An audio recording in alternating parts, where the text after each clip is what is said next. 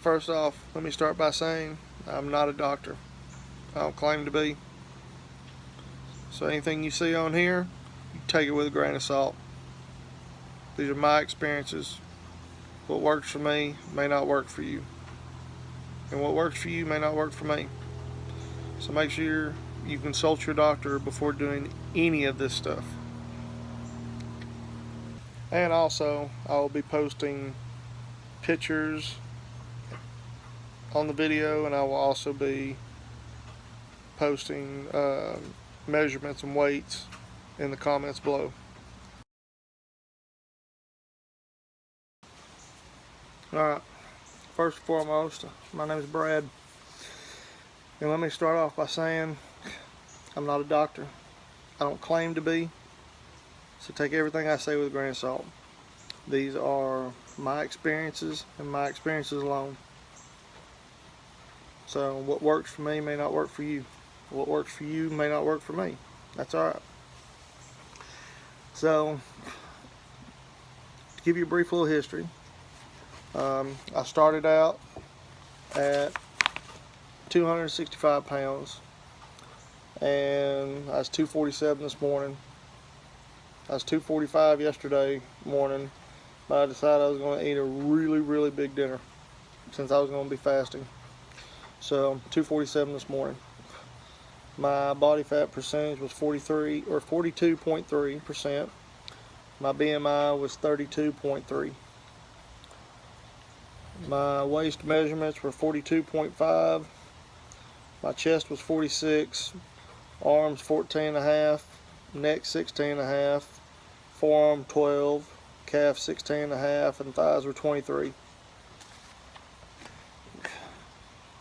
So essentially what I'm doing is, in the beginning, starting July 1st, I was 265 pounds, and I decided it was time to make a change. So for the next week and a half, I completely redid my diet and took it down to 1,500 calories a day. And in the process of making it 1,500 calories a day, I cut out all fast food, cut out all sodas, try to cut out processed foods, which is really difficult, and cut out all breads.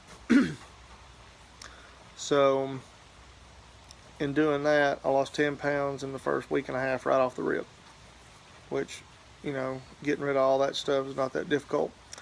And then on top of that, I started what's called intermittent fasting, and which is basically you fast for so many hours and you eat for so many hours. Most people start off slow. I normally nosedive in and go straight for the hard stuff. So I started off fasting for 20 hours and eating for 4. Within that 4 hours, allowed myself 2 meals and a snack, and kept it in that 1,500 calories a day, and also made sure it was really good wholesome food. Lots of vegetables, a little bit of meat, brown rice, stuff like that. So, and in the process of doing my intermittent fasting, I've lost about 10 more pounds on top of that. So I'm embarking on a new journey, and I'm going to fast for 7 days. 7 days is my goal. And before I say that, let me go ahead and say that I have consulted with my doctor, and he's told me what I need to look for and what I need to pay attention to, and if any of these things happen, you just need to stop. I already know what it is. I'm taking a multivitamin every day, making sure I'm getting plenty of electrolytes in my water, so I'm be good to go. But my goal, obviously, is weight loss. When I get down to the weight that I feel like I'm comfortable at, then I'll be happy. So essentially, during this 7-day fast, I'm going to work out very small. I mean, it's not going to be big. I'm talking about maybe walk a mile a day, do regular chores around my farm on a regular day like I normally do. And then where I work is very strenuous by itself. So I'm not going to put anything extra on there. I'm not going to run every day. I'm not going to run in my sauna suit or in my, or in my gear or anything like that to try to throw my body into a different mode than what I want. I want ketosis to kick in, which as of right now I am 16 hours in and I'm doing just fine. No big deal. Like I said, I've been doing 20-hour fast for the last 2 weeks. But I'm not having any problems right now, no hunger pains, drinking plenty of water. But essentially my goal is to do 7 days. I get to 7 days, I'm doing fine, I'll go to 10. I get to 10, I'm doing fine, I'll go to 14. I'll keep going until my body says, all right, it's time to stop. Enough's enough. But I feel like if I was to make it to like 21 days, which I don't think will happen, but if I was to make it to like 21 days, then that'll be definitely my stopping point. But I'm not going to get on here every day and tell you what my weight is and tell you what my measurements are, because to weigh myself and measure myself every day is not going to do anything but drive me crazy. It's going to make me think about food, and I don't want to think about it. They say day 3 and 4 is the hardest days. Day 1's not that big of a deal. Day 2's a little annoying, but day 3 and 4 is when you're supposed to have your hunger pains.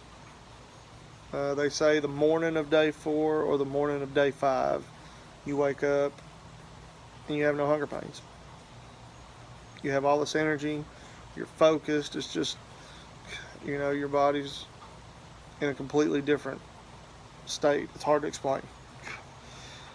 But I'm going to video log this every single day. If I've had any problems, if I haven't had any problems, if, what I've done throughout the day workout wise, if I've done anything. And we're going to see how this goes. This video logging thing's a little new to me, but we're going to try it out, see how it does. But check it out, see what you think. Maybe something you want to do. Definitely nothing wrong by learning from other people's mistakes. I've been doing that for a while. Mostly learning from my own mistakes. So we'll see you tomorrow, and we'll see how this works out. It may work out really good. It may work out really bad. Who knows? But until next time, we'll see you then.